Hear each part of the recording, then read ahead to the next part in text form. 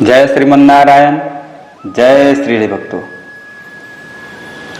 प्रिय भक्तों, चलो चले एक कदम ब्रह्म की ओर में आप सभी का स्वागत है।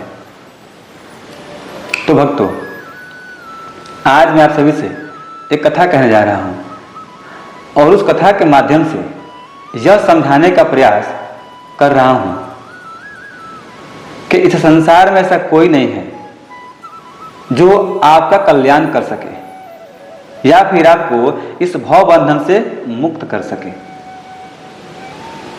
वो कोई भी हो, कितना बड़ा योगी क्यों ना हो, संत क्यों ना हो, महात्मा क्यों ना हो, कोई भी आपका कल्याण नहीं कर सकता। कोई भी आपको भव बंधन से मुक्त नहीं कर सकता। यदि कोई कर सकता है तो वो परमात्मा है, उनके सिवा कोई नहीं कर सकता। और मैं आपको यही बताऊंगा कि जो व्यक्ति स्वयं बंधन बंधा है वो दूसरों का बंधन कैसे खोल सकेगा, अर्थात नहीं खोल पाएगा। तो आप यह भी जानेंगे। तो भक्तों, इस संबंध में एक कथा है, वो मैं आपसे कह रहा हूं, ध्यानपूर्वक सुनिएगा। भक्तों, एक राजा जी महाराज थे। अपने राज्य में बड़े ही सुखपूर्वक राज्य कर रहे थे। जनता जनार्दन अर्थात जो उनकी प्रजा थी वो उनके राज्य में बहुत ही खुश थी। तो एक दिन राजा ने यह सुना कि राजा परीक्षित जी महाराज को श्रीमद् भागवत साप्ताहिक कथा सुनने मात्र से कल्याण हो गया। तो यदि मैं भी कथा सुनूं तो क्या मेरा कल्याण नहीं होगा, हो जाएगा। अब यह सोच करके उन्होंने अपने महल के पुरोहित को बुलवाया। जब राज पुरोहित महल में आए तो राजा जी ने हाथ जोड़ कहा, महाराज, आप मुझे श्रीमद् भागवत साप्ताहिक कथा सुनाने का कृपा कीजिए। पंडित जी महाराज मान गए। क्यों? क्योंकि उन्होंने कहा महाराज जी से, महाराज जी, इस कथा से सिर्फ आपका कल्याण नहीं होगा अपितु आपके परिवार का, आपके प्रजा का और संसार वासियों का कल्याण हो जाएगा। और साथ ही साथ इस कथा को कहने से मेरा भी कल्याण हो जाएगा। तो एक दिन तय किया गया और उसी दिन श्रीमद् भागवत साप्ताहिक कथा प्रारंभ किया गया। कथा प्रारंभ हुई और अपने नियत समय पर अर्थात 7वें दिन समाप्त हो गई। राजा जी महाराज प्रसन्न हुए और अपने पुरोहित जी महाराज को दान दक्षिणा देकर के आदर पूर्वक विदा कर दिया। कुछ समय बाद राजा जी महाराज ने पुरोहित जी को बुलवाया और कहा, महाराज जी, आपने श्रीमद् भागवत कथा कहने में कोई कमी नहीं की और मैंने सुनने में कोई कमी नहीं की, तो मेरा कल्याण क्यों नहीं हुआ, अर्थात मुझे लाभ क्यों नहीं मिला? इसका कुछ लाभ फल तो मिलना चाहिए था, हमें नहीं मिला, क्यों? तो पुरोहित जी ने कहा, हाँ, ये तो आपका बात सत्य है कि मैंने कहने में कोई कमी नहीं की और आपने सुनने में कोई कमी नहीं की, तो फिर आपको लाभ क्यों नहीं मिला? तो ठीक है, अब इस बात का जो जवाब है वो मेरे महाराज जी देंगे, अर्थात मेरे गुरु जी देंगे। तब राजा जी महाराज ने पुरोहित जी के गुरु जी को आदर पूर्वक महल में बुलवाया। गुरु जी आए। ध्यान से कथा भक्त सुनिए, आनंद आ जाएगा और समझ में आ जाएगा कि इस भाव बंधन से हमें कैसे मुक्त होना है, कौन है जो हमारा कल्याण कर सकता है। ध्यान सुनिए। जब गुरु जी आए तो राजा जी ने हाथ जोड़ कहा, गुरु जी महाराज, आपके शिष्य ने कथा कहने में कोई कमी नहीं की और मैंने सुनने में कोई कमी नहीं की, तो महाराज जी आप यह बताइए कि मुझे लाभ क्यों नहीं हुआ?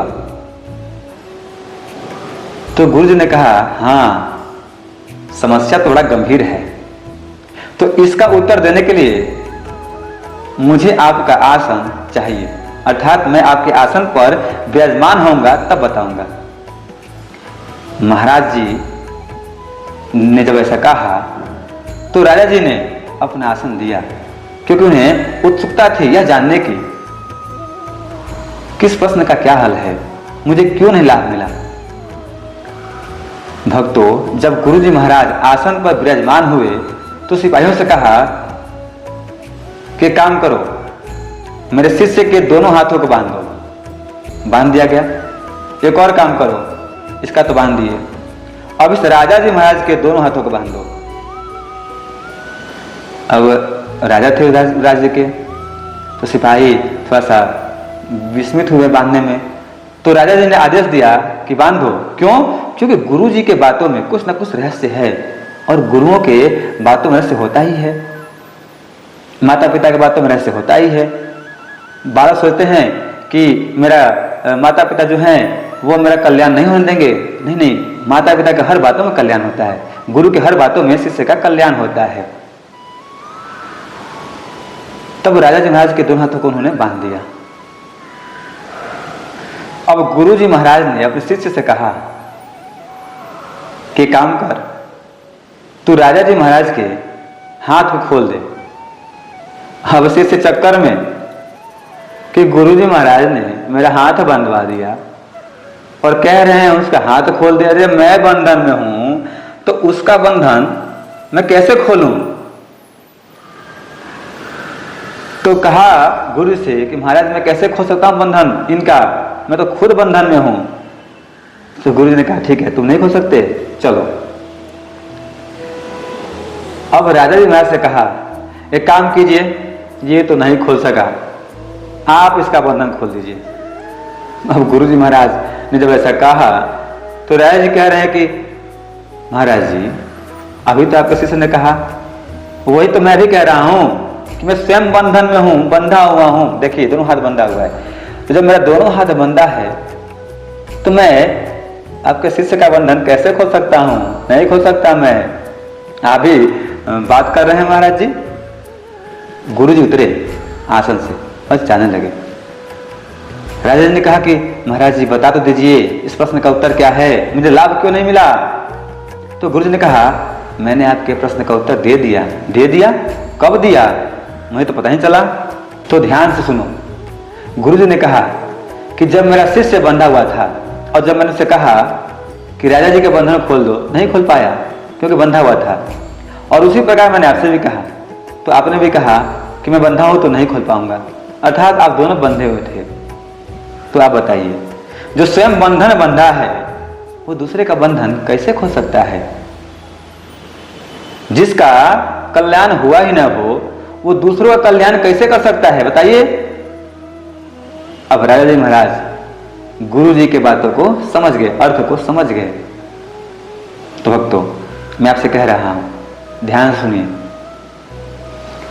जो आपको शिक्षा अनुभवी पुरुषों से मिल सकता है ना, वो दूसरों से नहीं मिल सकता। जब मैं ही भगवान को प्राप्त करने का मार्ग नहीं ढूंढ पाया और न ही भगवान को प्राप्त कर पाया, फिर आपको मैं कैसे भगवान की प्राप्ति करा सकता हूं, बताइए। उनका मार्ग कैसे बता सकता हूं, बताइए आप। मुझे नहीं पता है। और यदि मैं स्वयं भ्रमित हूं तो आपके भ्रम को मैं कैसे खोल सकता हूं, बताइए। इसलिए मैं कह रहा हूं भक्तों कि मेरे चैनल का नाम है एक कदम ब्रह्म की ओर, भ्रम से दूर ब्रह्म की ओर। तो आप सभी मेरे इस चैनल से जुड़िए।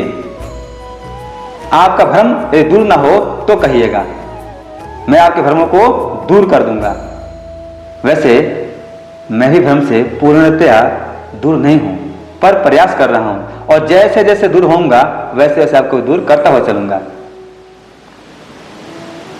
जब मैं ही अपने माता पिता का सेवा नहीं करता, उनको देवता नहीं मानता, तो आपको कैसे कह सकता हूं मानने के लिए? और कहूंगा भी तो हृदय से बात निकल कर नहीं आएगी। तो भक्तों मैं आपसे फिर कहता हूं कि आप सभी अनुभवी पुरुषों के पास जाइए।